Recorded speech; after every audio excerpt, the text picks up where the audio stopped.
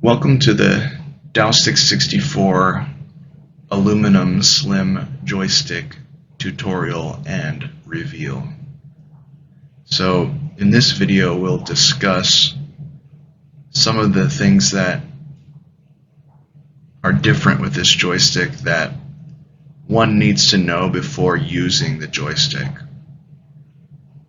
If you're familiar with my other products like the steel OEM shaped V3, that particular joystick operates similarly to this joystick, this aluminum slim joystick, which is mainly designed for Smash 64, but it could be used for speedrunning for people that need high benchmarks in certain directions.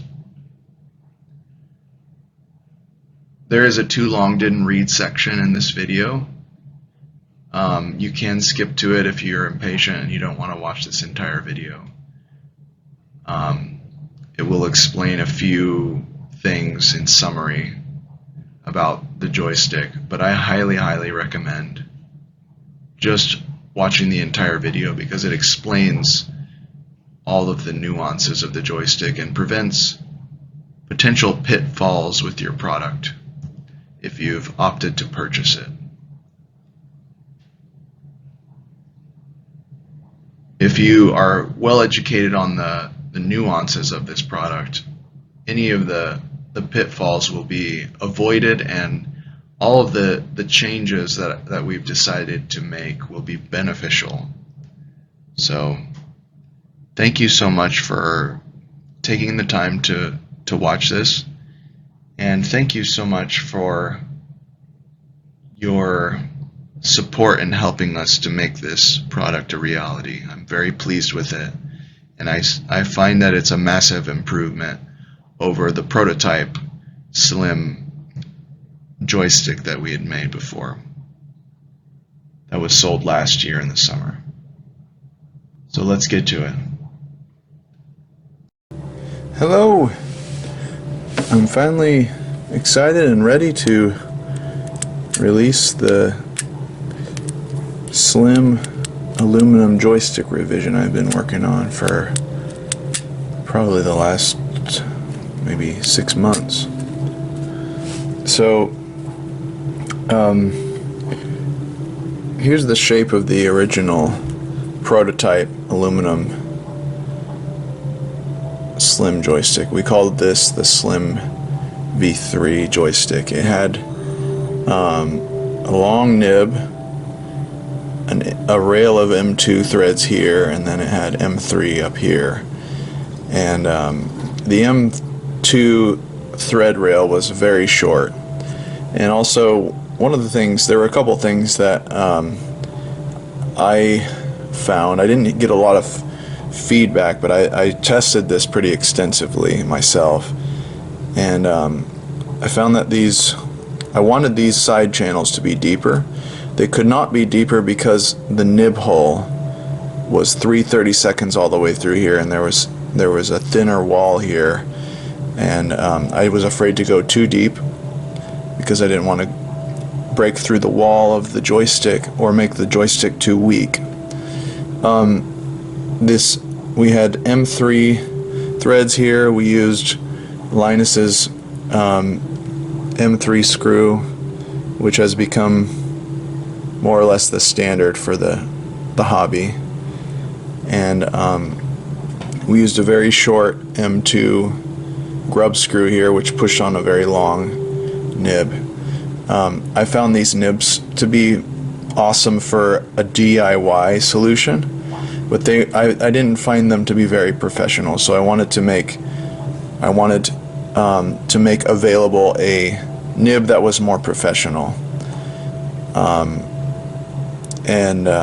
So now here's the revision. So this is a black one. So we did the first run of these, we did in black and purple. So the difference. So at first glance you can see the taper is different. This taper has more of a wasp waist to it. And for some Smash players that doesn't matter, but for those that use characters that need notches, that little bit of more aggressive taper allows it to lock into notches better. This is a Smash specific gate that I've been working on. It's nearly perfect. It's not entirely perfect yet with this stick, and I'll explain that in a little bit. But these two parts in combination will achieve very high benchmarks. So you'll get about 95 in the cardinals, maybe even 100 depending on alignment of everything, and then you'll get around 80 to 85 in the diagonals. So that allows for a really good DI, directional influence. And I've tested this with my friends, and my friends were shocked at how much better this was for DI. They were able to DI out of attacks that they never could before. So this combination is very, very interesting. So first difference, the taper. Second difference, the depth of the channels here. So this this particular prototype, I recommended people only use worn gates with it, because the new gates, that those central pins stick out farther, a little bit farther, and they have a nice crisp cylindrical shape, and that this geometry down here, this flat face here, would press into that, and it would cause the joystick to not entirely mate with the notch. But now we've deepened the side channel, and I'll explain how we did that and why. The why obviously is that now we can get all the way over into the notch, like so, and it locks in nicely. So that's an improvement, I think. And so now the threads. So this joystick has M3, M2, and what we noticed is there at the transitional area between M3 and M2, there was a section of non-functioning thread, and that was a problem because sometimes it would have burrs there, or and also this M2 thread was so short that I was concerned for its longevity, and also, you know, the transition between these two, it was difficult to reproduce perfectly every time the same lengths of thread in here. So what we've done with this one is now it has a long section of M2 threads. Now that is a unique change. So it's hard to see with this one. Let me turn this light on here.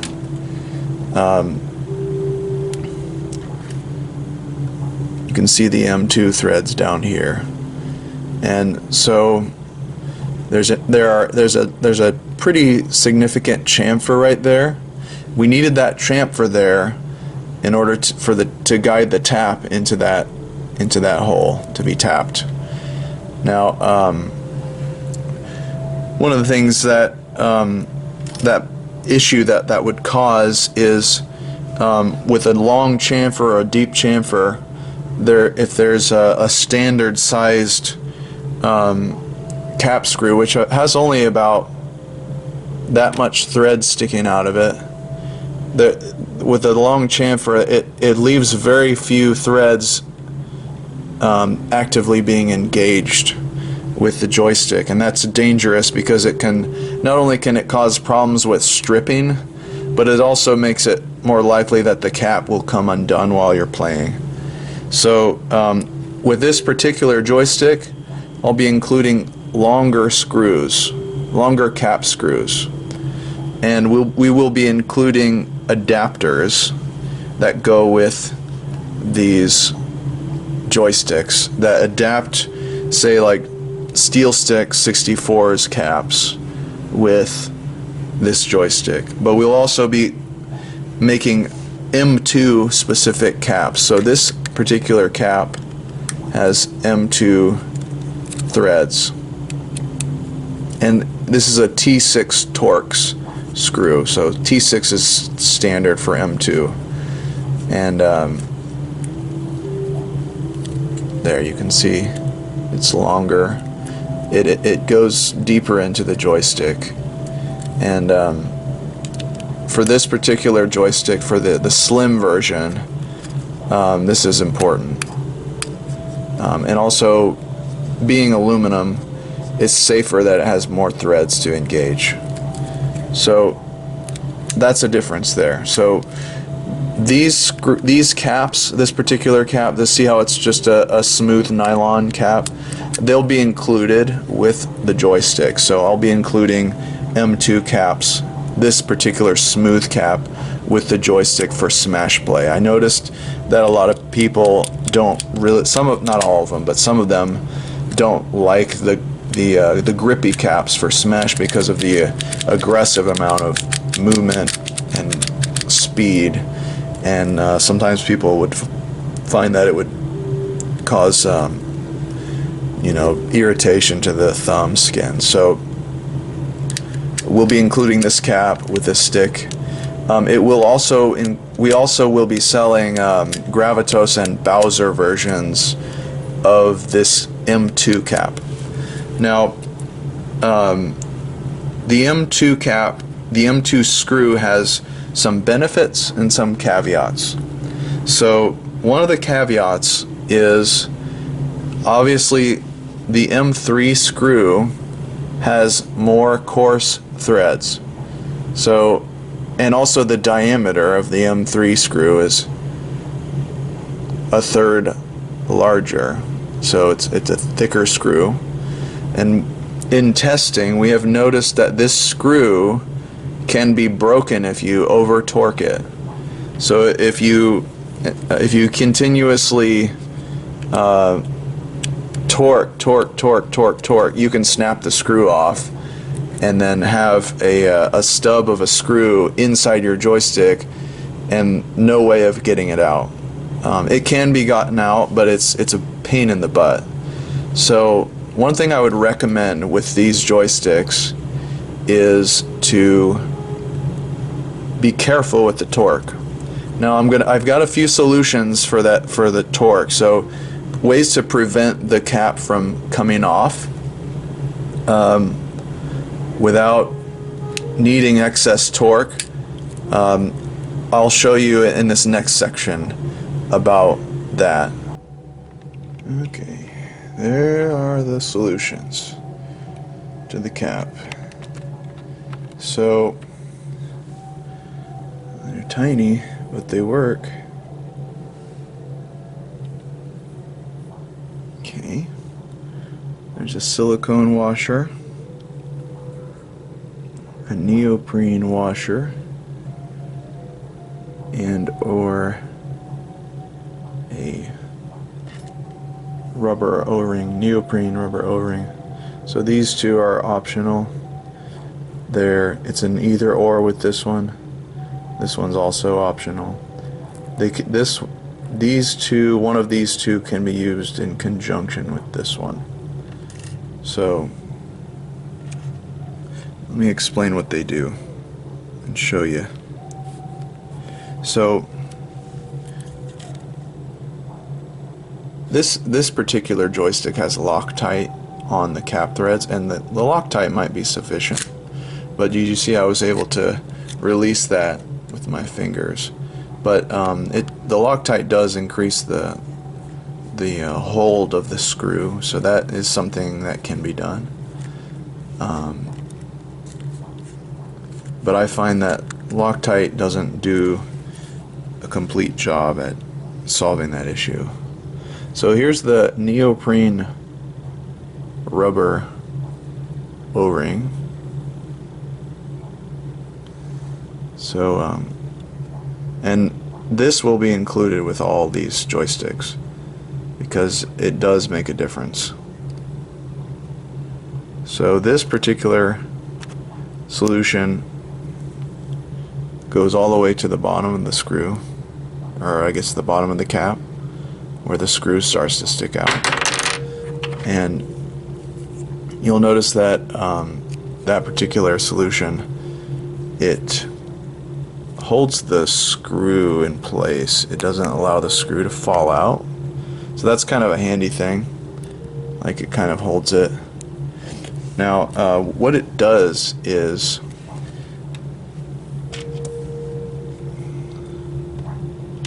there's a large chamfer at the bottom of the hole, or I guess at the top of the hole here, right there, and that neoprene rubber washer fits in that chamfer, and it squeezes on the screw, and it also creates kind of like a lock washer effect with the joystick. So if I you see this, the washer, and the washer will start to, now it's starting to get harder to turn, but it's still not completely, let me show you, still not completely engaged. It's not fully screwed in, and eventually it'll stop right there, and that washer will kind of squish into that chamfer, and it adds resistance to the joystick. It makes it so that it's very unlikely that it will come undone. The thing about that solution is that it's very close to the center of the pivot. It's only a few millimeters, or it's a millimeter away from the center in the radius, because it's an M2 screw, so there's a millimeter of radius. So that's not a huge amount of, doesn't have a lot of leverage to be able to stop the torque, but it does work, and it does, even that by itself, I've found when I'm playing, just that solution prevents my cap from coming undone. So that's a great solution. But if you are a really rough player and you have a tendency to pull the cap off spontaneously while you're playing,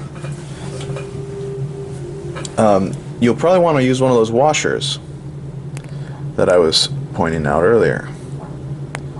So let me just take this off. So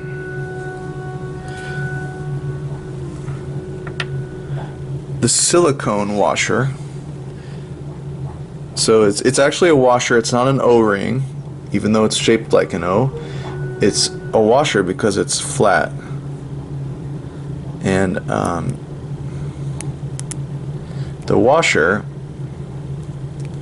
will create more surface area between the joystick. It'll create more surface hold between the cap and the joystick. You see that? It's got more width to it than the O-ring does.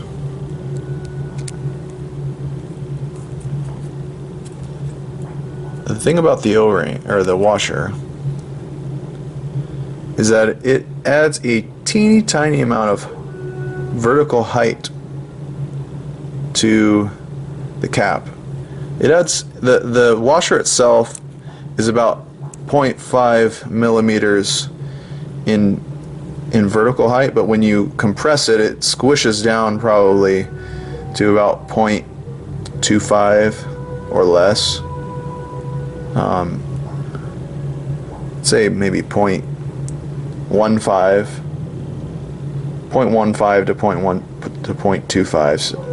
So point 125 is the thickness of traditional office paper. So it's slightly thicker than office paper, taller.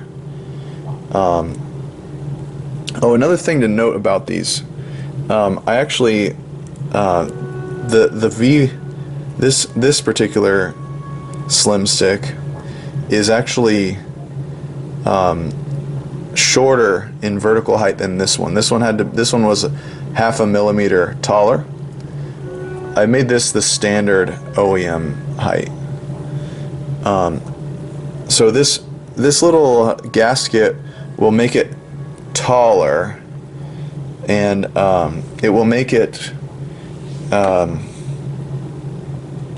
the traditional slim stick height. So the slim sticks have always been about 0.5 millimeter taller than the OEM sticks. But if you don't like the height change, I recommend just trying to use this O-ring, and we'll include the O-ring, and we'll include one of the washers. We don't know, it'll be random which one you get. The silicone washer squishes down flatter. The neoprene washer is a little taller. So it's the difference is very, very slight, but you can use that difference to kind of tweak the feel that you're getting. It can also solve potential issues with, there it is, it's hard to find sometimes. It can,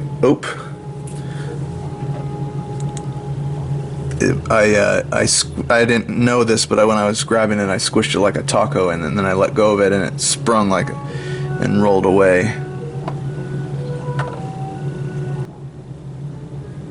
That's a lesson of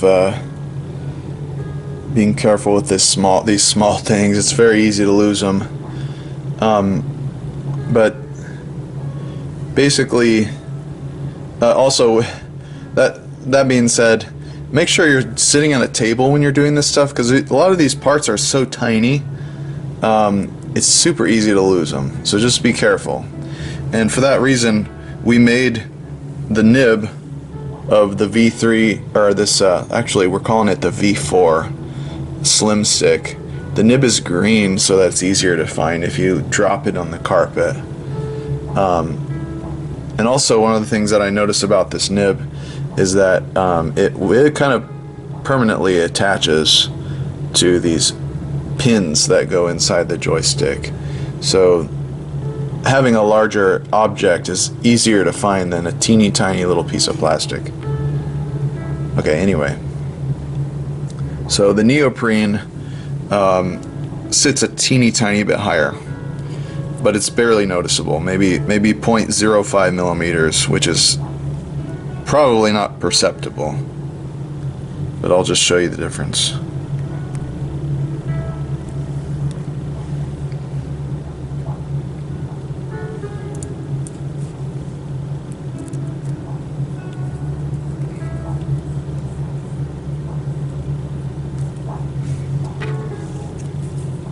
And we'll be including one of these T6 wrenches with all of our joysticks this time, in this particular run.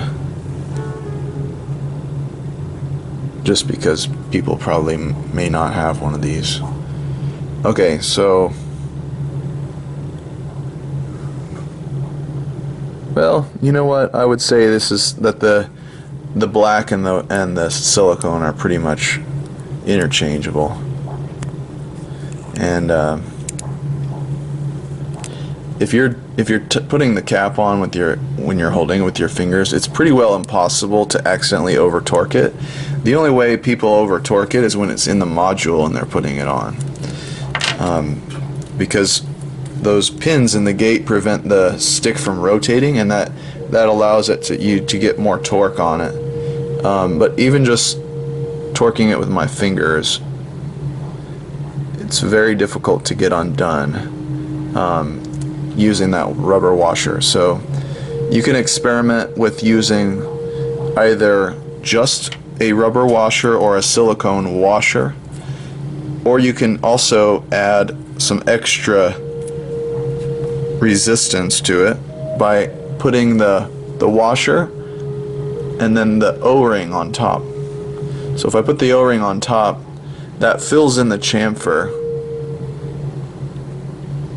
on the bottom of the joystick, or sorry, on the top of the joystick. That's at the beginning of the threads in the joystick.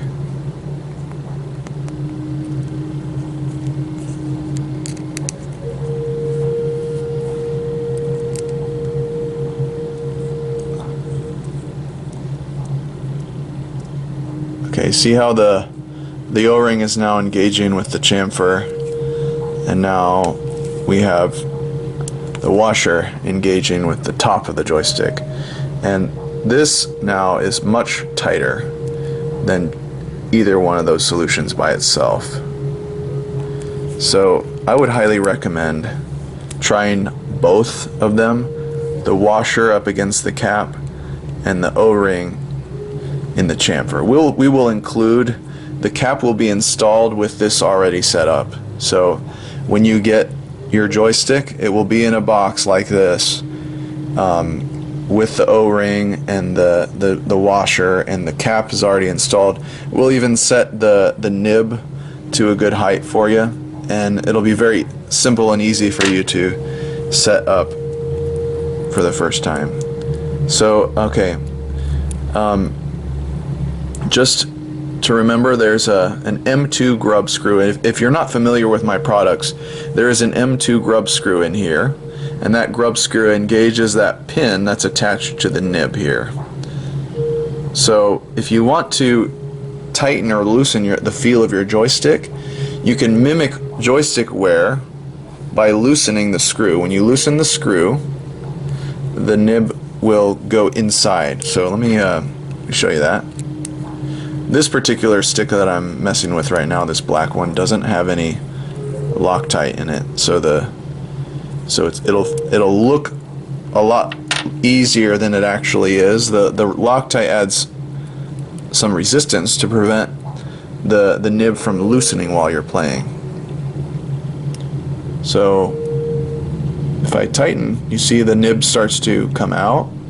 If I loosen, the nib goes back in. So when you're loosening, you're going to want to add a little bit of pressure. So you loosen your nib, and it doesn't go immediately back in. Well, this one is, because it doesn't have Loctite. But when it has Loctite, you'll have to actually press on it to get it to go back in. But if you're extending the nib out, you don't need to press on it. You don't need to do anything. But when you're going backwards, you'll have to press. Okay, so what you want to do is basically, when you get your joystick, it will have the cap installed. Just install it into your joystick module, just like you would install an OEM joystick. If you don't know how to do that, you can look up several videos on YouTube on how to do that. But I'm going to show you how to calibrate the tension of the joystick. So you can add or remove dead zone by tightening or loosening the nib. So if you tighten the screw righty-tighty, the nib goes out. Lefty-loosey, the nib comes back in. So when the nib goes out, it adds a little bit, it reduces the dead zone, and it might add a little bit of resistance to the joystick. If you tighten it too much, you'll start to get binding in the diagonals. It'll start in the diagonals, and then it'll start happening in the cardinals. If that happens, I would say back your screw up, because that's too tight. You can't really play if you've got resistance. But install your joystick with the cap on into your module, and then if you want to change, if you don't like the setting that we've preset it to, you can change the tension of your joystick first by removing the cap. So use your T6 wrench to remove the cap.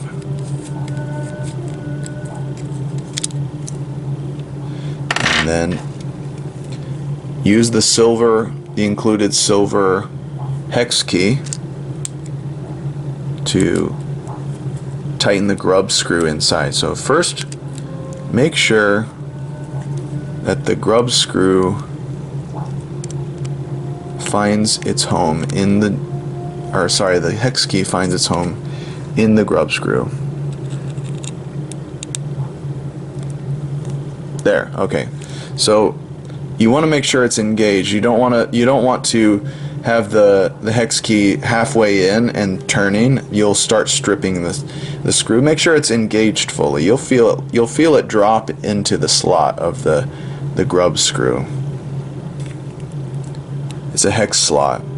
And if you righty-tighty, you're going to increase the dead zone. So you can see there's a tiny bit of dead zone. You know, a lot of Smash players actually prefer dead zone, and so do I. So at first when I started building joysticks and joystick modules, I would build them without any dead zone. But I found that for Smash, the dead zone helps a little bit. It allows you to do your neutral, or sorry, your like your standing like melee attacks, you know, say like just standing up A, or you know, basically the non-smash attacks. The dead zone helps because if you don't have dead zone and you just do this, sometimes it can actually make you jump instead of doing your up A on the stationary up A, you know, when you're standing on the ground. So okay, anyway, so now the hex key is engaged, and I tightened it just a little, just a click. So in contrast, if you have any of my other products, the Dow V3s have beeswax inside of them, and the beeswax moves more smoothly. This has more of a clicky movement. So you hear that? It's kind of a squeaky sound. Whereas the beeswax moves, it adds resistance, but it has like a thick, smooth movement. So anyway, okay, so I just loosened it. I added some dead zone. Now I'm going to tighten it and reduce the dead zone. Now there's barely any dead zone. But you see it's too much. It's binding, so I'm going to reduce it a little bit.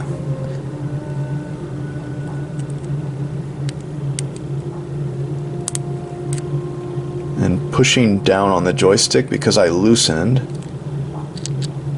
Still too much. You see how it's not going back to neutral? That's a symptom of the nib being too long. You'll find a happy medium. And I recommend setting it to something that feels good, like subjectively, like, and then play with it for a little bit, and then see if you're doing as well as you hoped.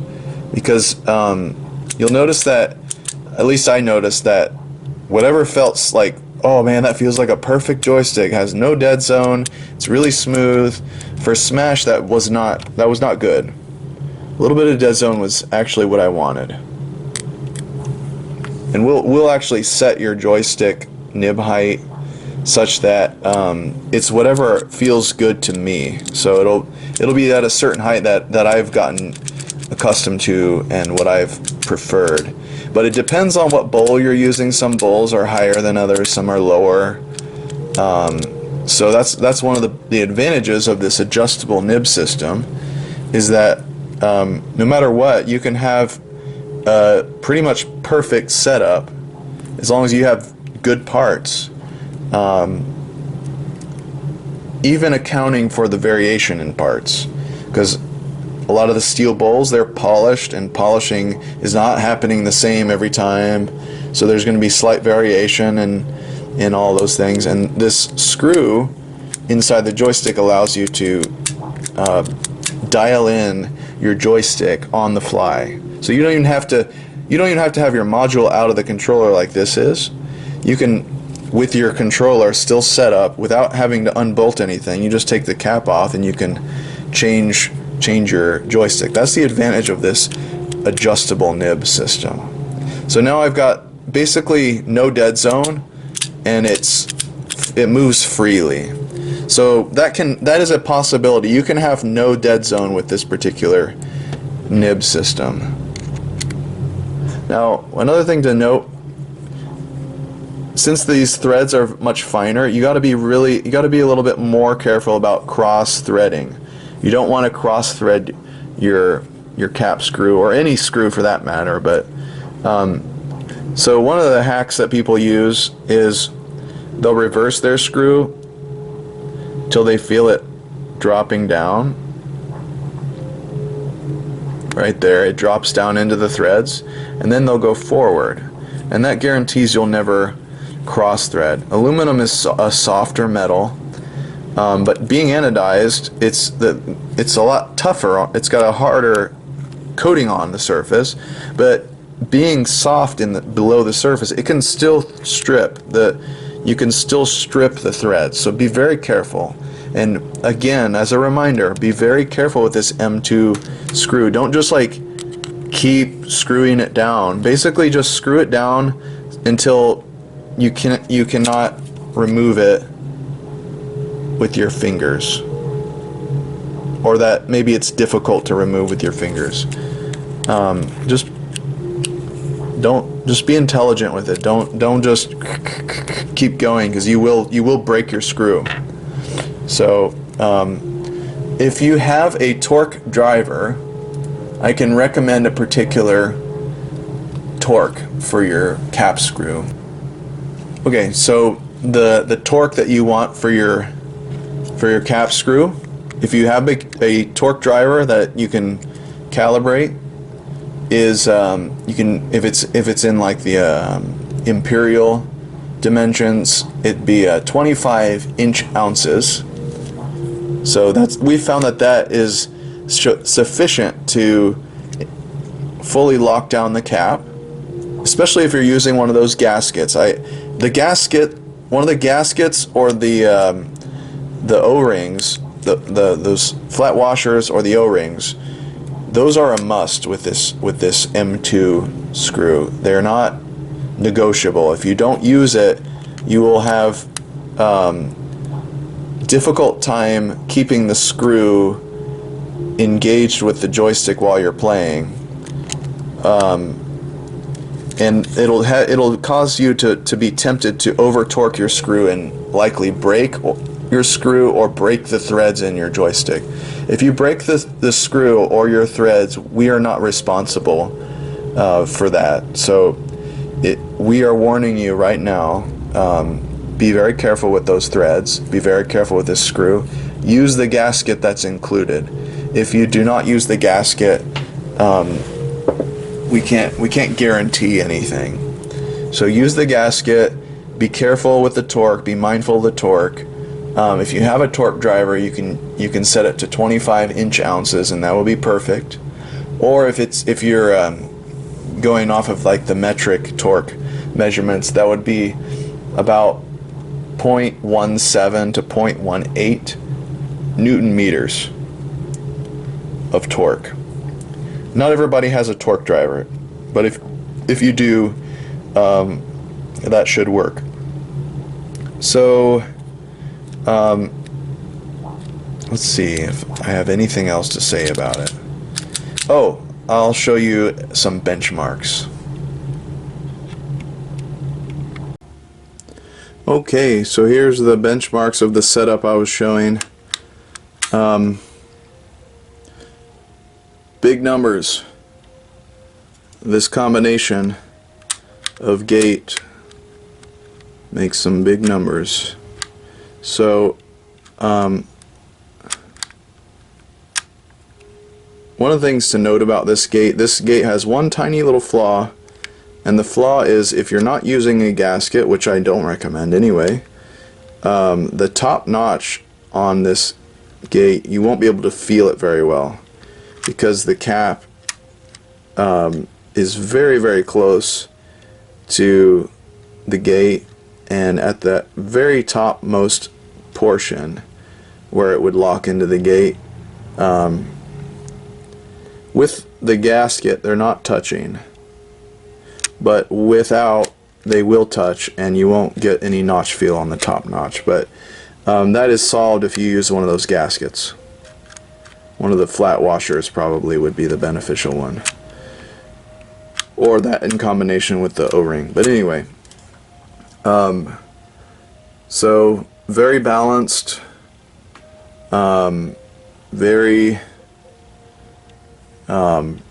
big benchmarks. These might be the biggest benchmarks that are possible on OEM. So with this gate I've maxed out the range within the limitations of OEM gears. So I guess it is possible to go further, but what also is a limitation is the shell of the controller. If you go too far, eventually the joystick will be hitting the shell of the controller. So in this particular diagonal, the up, right, and left, it's actually about to touch the controller shell. So that's a limitation of the system that we're working with. So even if the gears allow it to go further, the shell of the controller on those top diagonals would be stopping it. And it's very close on the side, less of an issue on the bottom, but you don't really need extra bottom when you're playing Smash. It's more about the left and right and all the above. I mean, I guess you could use the bottom for DI, which is helpful, but the way the gate is shaped, there's more potential for bottom range, but you'd have to have custom gears. So this is the maximum benchmarks that are possible without custom gears. OEM gears are by far the best gears that are available. Now we'll do a bench with the OEM gate. Okay, here we are. This is a black dyed OEM gate. It's not a perfect new gate, it's just one I had laying around. Pretty big numbers, not as big as the Smash specific gate, but very, very big, very good. 80/80 is what I hear from players, very, very good, and this is pretty close to that. The other one was surpassing even 90 in the diagonals, which was shocking to me. But yeah, here's the shape. Pretty good. What I will say about the OEM gate compared to the Smash gate that I have, it just feels more responsive. So being an injection molded part, the OEM gate is more crisp in its geometry. I've been trying to perfect the dowel gates over the last year or two, and I've been doing a decent job at it, but I will still say that there is I have not been able to completely surpass the need for OEM gates. And what I also find interesting is there are other projects right now that are working on injection molded parts. So there will be very crisp OEM like gates available, as well as other parts, I believe, and those I think are not too far off in the distant future.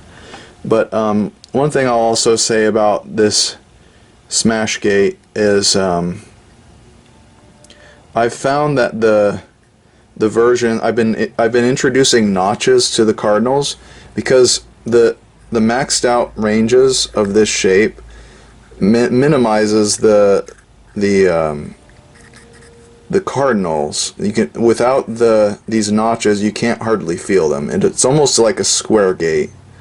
So I added these notches, and it makes it feel a little bit more like OEM. And this is the medium version, quote unquote medium. It has maybe slightly more notch than the small version, but the medium version I would say is probably the best version that I prefer to play with. So if I'm playing with one of these gates, I like this version. The other gates, unless you don't need the notches, if you don't like or need notches. Those other versions are totally fine, but this is the one I prefer. And yes, I would say the OEM gate has more of a snappy, crisp feel, and I would say that most pro players will still want to be using an OEM gate, unless in the next few revisions I can make this better.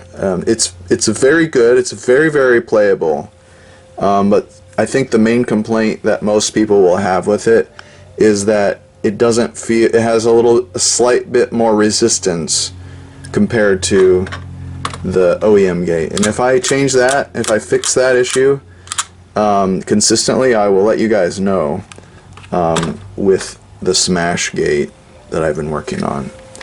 But despite that, with the smaller ranges with the OEM gate, we're still able to get very high numbers with just an OEM gate. So that's something to consider with your setup. Okay, there's the familiar grippy cap with the M2 screw. So we have made an M2 version of the grippy cap without the need for any adapters. And then here's the cap that will be coming with the joystick. So if you want a grippy cap, that'll be extra, but I'll include a small discount if you want M2 grippy caps, so that you can get into this M2 ecosystem. We will be releasing products later with this M2 ecosystem, and it will be the ecosystem that we'll be using from now on, actually. So the reasons why we've switched to this ecosystem. Again, just a reiteration. Deeper notches. So we've moved all of the control elements of the joystick up here, and that allows us to have deeper notches so that we can get better left and right notch engagement. We also love the fact that there are so many screw choices out there. So Linus has established a 4mm head diameter as a standard in the hobby, and we've found that has been a very good size. Anything that's bigger than that is just very awkward. It's too much metal there. It's very slippery. So that small size of the M2 screw in particular, the M2 screw by standard is between 3.5 to 4 millimeters.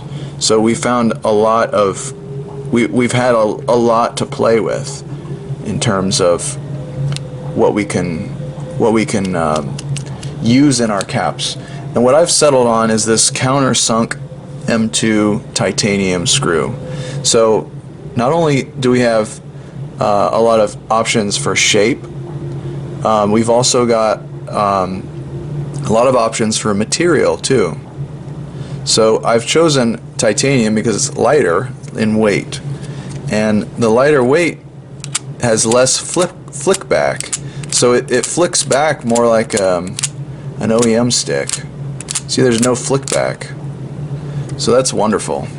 Now another thing that you can do with titanium is you can flame anodize it. So when you flame anodize titanium, all you're doing is heating it, and it will change the color of the titanium permanently. You can also do this with electricity too, but I'll just show you a quick example. So you can see right now, let me turn my little light on here.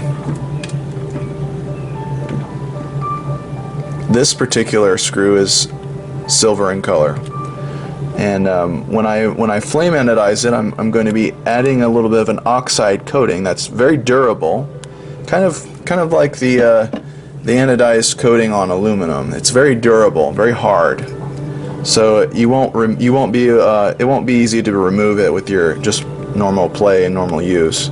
But you can take your screw if you want I will be including a titanium countersunk screw with every cap that comes with your joystick. So if you want to anodize your screw, you can, and the color changes predictably in stages.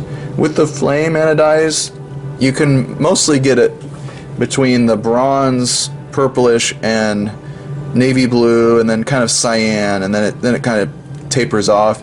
If you want other colors, they can be done, but those will require electricity, like a power supply and special equipment.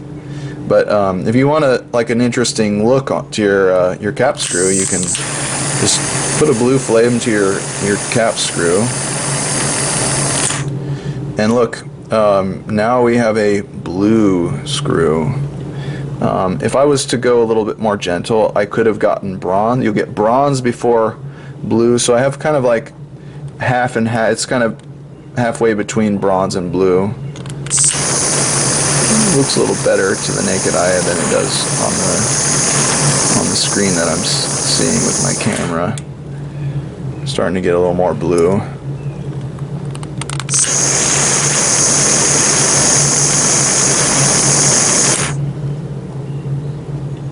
Isn't that cool? And titanium doesn't conduct heat very well, so it also doesn't absorb heat very well. So it usually cools very quickly. This is a little stub that came from, I was stress testing the screw and finding the proper torque, but I just used it as an example. But I'll just show you what that screw head looks like with the cap.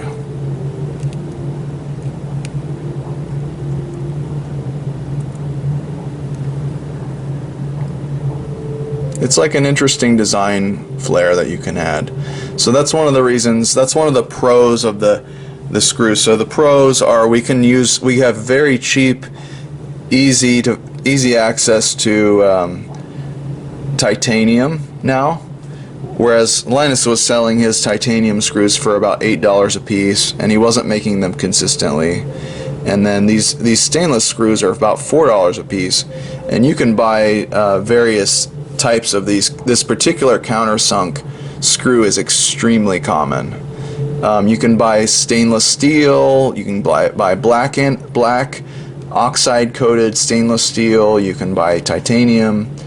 I think you can even buy different types of aluminum, but we don't recommend the aluminum screws. They're too easy to break. They're very fragile. So I would stick to titanium or steel. Stainless steel is probably the best, or titanium. And the titanium has the advantage of being able to be anodized. So there's a lot of DIY potential with this M2 system, whereas the M3 system was very proprietary. It was very to find a screw that's M3 and it has Torx with this particular head dimension is almost impossible. We found some that were flathead, and I was selling caps like that.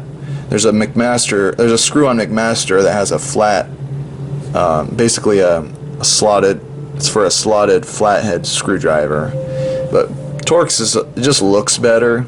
It engages better with the driver. It doesn't strip under normal circumstances. The only thing to be careful with the Torx is that since it doesn't really strip, Phillips has like a cam out effect where if you hit the bottom or that you hit the maximum torque, it will just cam out. The screwdriver will cam out of the cross. Torx will just keep applying torque, and that's why it's dangerous with this smaller screw. But if you're mindful of the torque, if you use the washers that we provide, the O-rings or the washers, everything will go fine. Just be mindful of that torque.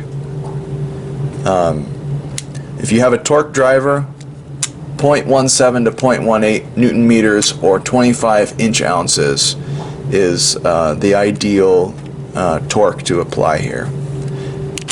The gasket the rubber O-ring or the flat washers, those are a must with the M2 system.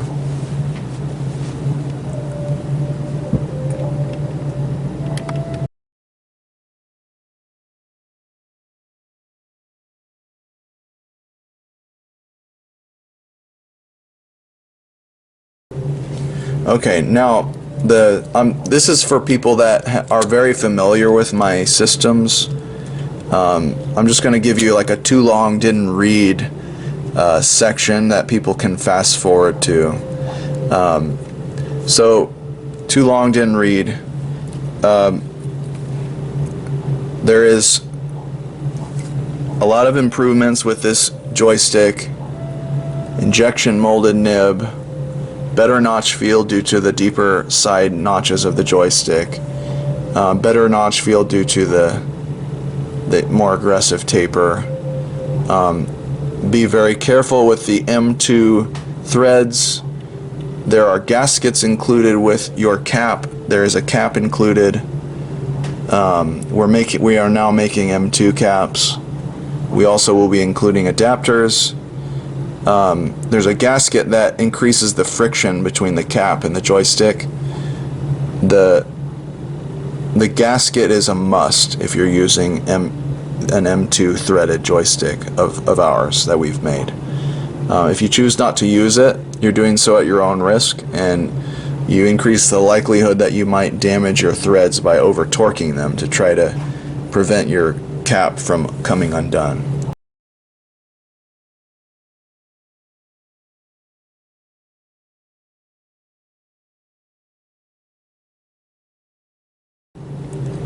And the last thing is that there is a grub screw inside the joystick, just like in the old one, the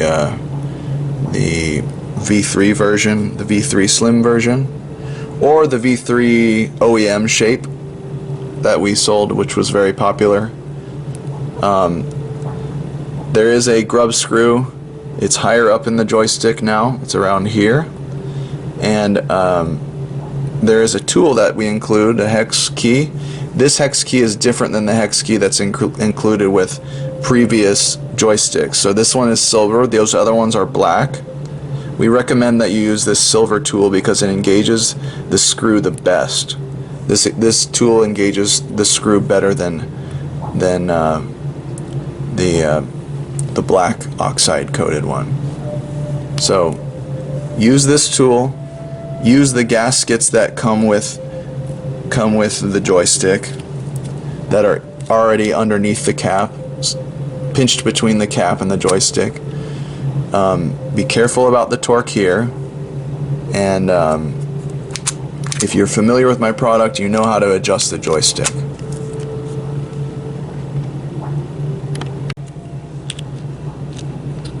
Thank you for the opportunity to make joystick art. Without you, this never would have come about. So I'm very grateful for all of your support, and I want to send my support back to you in top-notch parts if I can. I've been working very, very hard on this for the last 6 months, and have some other things coming behind the scenes, which we should be releasing pretty soon, that I'm looking forward to. So thank you so much for all of your support. We do this together. It's not me that's doing this. We're co-creating.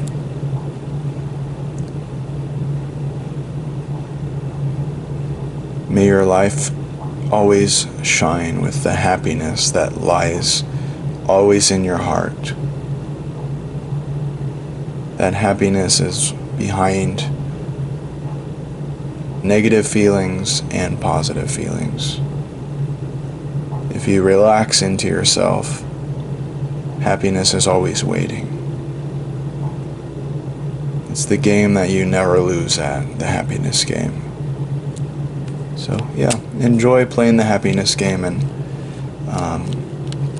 thank you for all of your support. I love you all. Take care.